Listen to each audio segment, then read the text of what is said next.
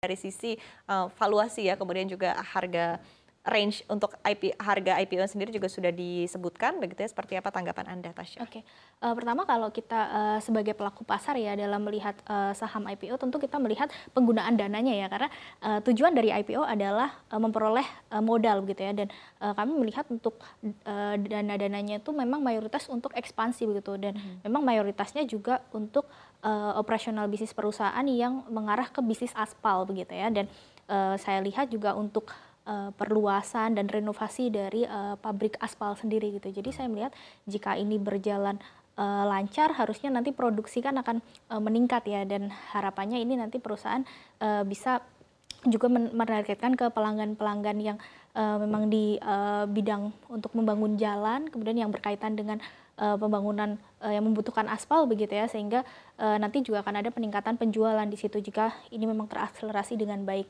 Dan kalau melihat juga ada bisnis ini ya di bidang energi terbarukan begitu ya. Jadi ini cukup menarik karena memang tren ESG itu kan juga semakin gencar ya dari tahun ke tahun. Walaupun ini porsinya masih kecil, kita melihat ya mungkin belum terlalu terrepresentasikan untuk di pendapatannya. Tetapi jika ini nanti perusahaan juga bisa menggait pelanggan, terutama tadi sempat disinggung targetnya juga di tambang-tambang nikel. Ini juga cukup menarik karena kita melihat industri nikel itu kan juga masih terus berkembang ya dan kita melihat trennya semakin membaik dengan kenaikan harga nikel beberapa akhir ini. Namun untuk resikonya seperti harga minyak kemudian kurs nilai tukar rupiah yang mungkin untuk jangka pendek kita perhatikan apalagi ini memang masih berlangsung begitu. Baik, tapi apakah ada sedikit ataupun juga ada perhatian atau concern tersendiri begitu dari para pelaku pasar melihat tadi apa yang sudah disampaikan dari prospektus yang disampaikan juga begitu oleh perusahaan sendiri dan ingin ditanyakan langsung begitu kepada pihak perusahaan seperti apa, Tasya? Oke, mungkin lebih ke faktor eksternal Pak terkait dengan harga minyak ya, apalagi kan ini ketidakpastian mungkin kemarin Israel Iran sudah mulai mereda begitu ya dan harga minyaknya juga sudah mulai mendingin begitu. Tapi kalau misalnya ada kemungkinan harga minyak naik kembali, bagaimana perusahaan dalam mengantisipasi itu supaya bebannya tidak terlalu membengkak? Ya, jadi terkait dengan kenaikan kurs maupun harga minyak itu kan akan selalu terjadi setiap waktu ya. Jadi tentu harga kepada konsumer yang akan kita sesuaikan dari waktu ke waktu dan kita rutin untuk melakukan impor tersebut sehingga bisa terjadi natural hedging pada harga pokoknya. Begitu. Oke, baik. Nah, tadi mungkin ada sedikit juga pertanyaan tadi berkaitan dengan targetnya ya menjadi IPP, kemudian juga kemudian masuk juga begitu untuk apa namanya untuk sebagai perusahaan energi di balik perusahaan-perusahaan nikel ataupun juga di balik produksi nikel begitu dari sisi off-taker-nya sendiri seperti apa, Bapak? Ya, jadi tentu kalau untuk dari sisi ABT kita sebagai nantinya akan menjadi pengembang dari energi surya.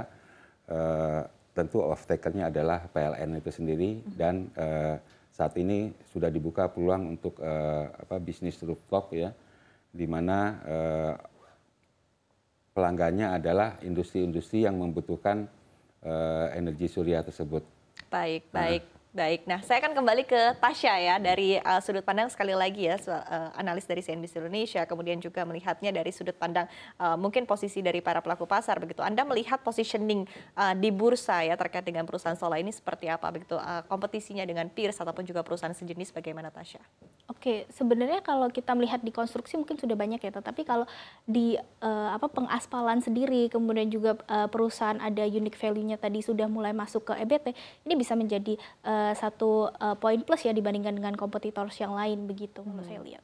Oke, jadi ada USP-nya ya, unique selling point tersendiri begitu ya dari perusahaan. Bapak sendiri ingin menambahkan begitu mungkin unique selling point-nya begitu dari perusahaan Anda untuk ketika melantai di bursa?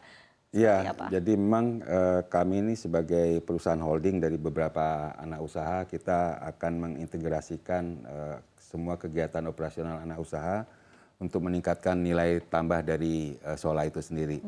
Jadi kami saat ini kan bergerak di bidang niche market dari produk-produk niche market aspal, sehingga dengan meningkatkan rantai pasok oleh Sola dari bidang perdagangan aspal, kemudian dari sisi EBT tentu akan menambah Sola sebagai perusahaan yang menarik untuk diinvestasikan. Ya. Nah, begitu. Baik, baik. Ketika kita melihat tren perusahaan-perusahaan yang baru melantai di Bursa Efek Indonesia, Bapak, mungkin di tahun 2023, kemudian juga tahun 2024, banyak yang sudah melantai begitu ya, tapi di satu sisi perusahaan masih belum mampu untuk menjaga pergerakan harga sahamnya. Strategi yang dilakukan oleh perusahaan untuk menjaga tadi ya kinerja, kemudian juga untuk mendongkrak, di satu sisi akan berdampak juga kepada pergerakan harga saham seperti apa? Ya, tentu untuk menjaga pergerakan harga yang dapat Sola sendiri lakukan adalah untuk menjaga fundamental perusahaan. Jadi bagaimana kita melakukan efisiensi pengembangan supaya target-target bisa tercapai secara efektif begitu. Oke, baik. Dari Tasya sendiri mungkin kalau melihat mungkin dari sisi fundamental sendiri seperti apa, Tasya sudah mulai dilakukan perhitungan-perhitungan atau Oke, kalau fundamental sendiri mungkin karena masih baru ya, jadi kita juga masih perlu memonitor. Apalagi biasanya dalam prospektus sendiri kan kita melihat laba rugi dalam beberapa tahun. Ini kan masih dalam 3 tahun terakhir ya. Dan nanti kita perlu monitor lagi ke depan bagaimana perusahaan mencetak profit tentunya, dan nanti kita kalkulasikan kembali kepada valuasi. Kalau valuasi mungkin saat ini PBV-nya saya hitung itu kan masih di atas 3 kali ya. Memang cukup wajar kalau kita melihat perusahaan yang sedang IPO, memang biasanya valuasi cenderung premium. Tetapi nanti kita melihat biasanya ketika listing itu kan harga juga berfluktuasi ya, dan harga dengan valuasi itu kan berbanding sama. Jadi kalau harga nanti ada koreksi juga valuasinya bisa mungkin melandai lagi begitu. Jadi saya lihat kita tetap perlu memonitor kinerja ke depan, dan biasanya nanti pelaku pasar itu akan menilai kembali apakah nanti cocok untuk investasi atau tidak. Biasanya kita juga menunggu sekitar 3 bulan atau lebih gitu, karena kan biasa laporan keuangan juga keluarnya setiap ini ya kuartalan begitu. Baik, kemudian saran spesifik begitu mungkin dari Tasya ya agar perusahaan ini mampu menjaga pergerakan harganya pasca IPO seperti apa? Oke, kalau kita melihat secara historis memang banyak perusahaan IPO yang rawan terkoreksi memang ya di bursa ini, karena juga market kita sungguh volatile gitu. Jadi mungkin kalau bisa ada market makernya gitu ya Pak, biar bisa terjaga begitu dengan lebih baik pergerakan harganya. Dan satu lagi yang saya mungkin melihat secara historis ini dari penjamin emisi efek UOB ini ya, dan beberapa yang sudah masuk IPO selain dari Sola, pergerakannya pasca IPO memang cenderungnya positif gitu. Jadi saya harap mungkin nanti pergerakannya bisa lebih atraktif. Oke, baik. Strategi sekali lagi Bapak, saya akan menekankan kepada Anda seperti apa Anda bisa melakukan perekanan bahwa memang perusahaan Anda ini menarik begitu bagi para pelaku pasar ataupun juga investor di tanah air maupun juga investor asing tentunya. Ya, jadi tentu dalam rangka IPO ini Sola sendiri akan menggunakan dana-dana tersebut untuk pengembangan usaha.